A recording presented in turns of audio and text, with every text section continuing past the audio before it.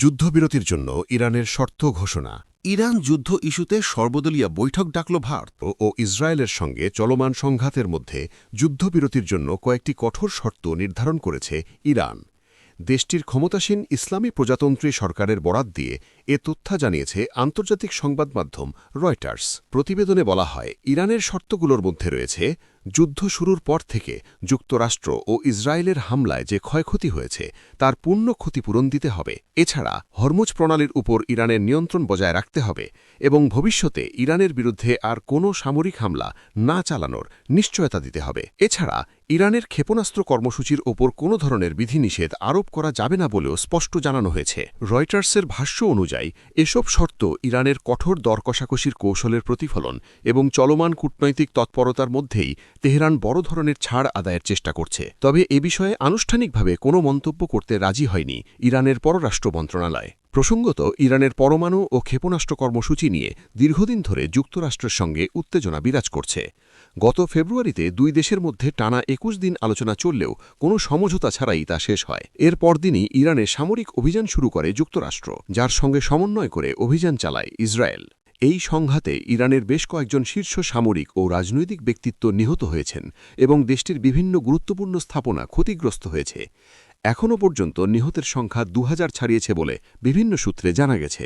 অন্যদিকে ইরানের সঙ্গে যুদ্ধ তৃতীয় সপ্তাহে গড়ানোর পর তেল আবিব ওয়াশিংটনকে এমন সতর্কবার্তা দিয়েছে বলে জানিয়েছে মার্কিন কর্মকর্তারা। এই অবস্থায় মার্কিন গণমাধ্যম সোমাফোরকে কয়েকজন কর্মকর্তা জানিয়েছেন, গত বছরের জুনের সংঘাতে ইরানের ছোড়া বিপুল সংখ্যক ক্ষেপণাস্ত্র ঠেকাতে ইসরায়েলকে প্রচুর ইন্টারসেপ্টর ব্যবহার করতে হয়েছিল। এই প্রেক্ষাপটে ইরানের শর্ত প্রকাশ পাওয়ায় যুদ্ধবিরতি আলোচনায় নতুন মাত্রা যুক্ত হয়েছে বলে মনে করছেন বিশ্লেষকরা।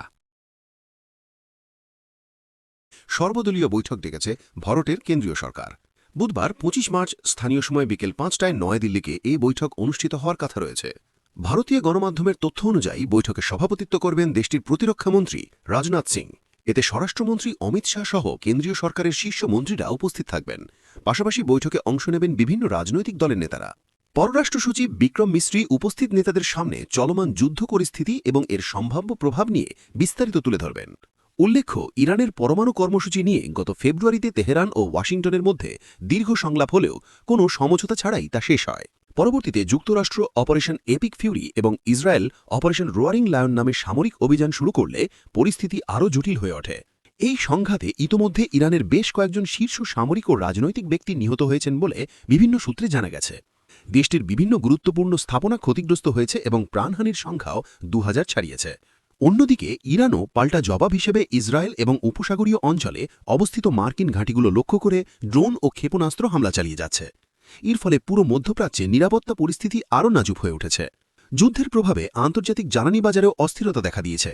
তেলের সরবরাহ ব্যাহত হওয়ায় বিভিন্ন দেশ ইতোমধ্যে অর্থনৈতিক চাপে পড়ছে। এদিকে আন্তর্জাতিক চাপের মুখে যুদ্ধবিরতির আলোচনা জোরদার হয়েছে। যুক্তরাষ্ট্র ও ইসরায়েল যুদ্ধবিরতির আগ্রহ দেখালেও ইরান কিছু শর্ত দিয়েছে বলে জানা গেছে। পাকিস্তানকে মধ্যস্থতাকারী হিসেবে ব্যবহার করে তেহরানে একটি প্রস্তাব পাঠানো হয়েছে। অপরদিকে ভারতকেও সম্ভাব্য মধ্যস্থতাকারী হিসেবে চায় ইরান। নয়াদিল্লিতে নিযুক্ত ইরানি রাষ্ট্রদূত জানিয়েছেন, ঐতিহাসিক সম্পর্কের কারণে ভারত এই সংকট নিরসনে ইতিবাচক ভূমিকা রাখতে সক্ষম। বিশ্লেষকরা মনে করছেন, ভারতের এই সর্বদলীয় বৈঠক শুধু অভ্যন্তরীণ রাজনৈতিক ঐক্য গড়ার উদ্যোগ নয়, বরং আন্তর্জাতিক কূটনীতিতেও গুরুত্বপূর্ণ ভূমিকা রাখার প্রস্তুতি।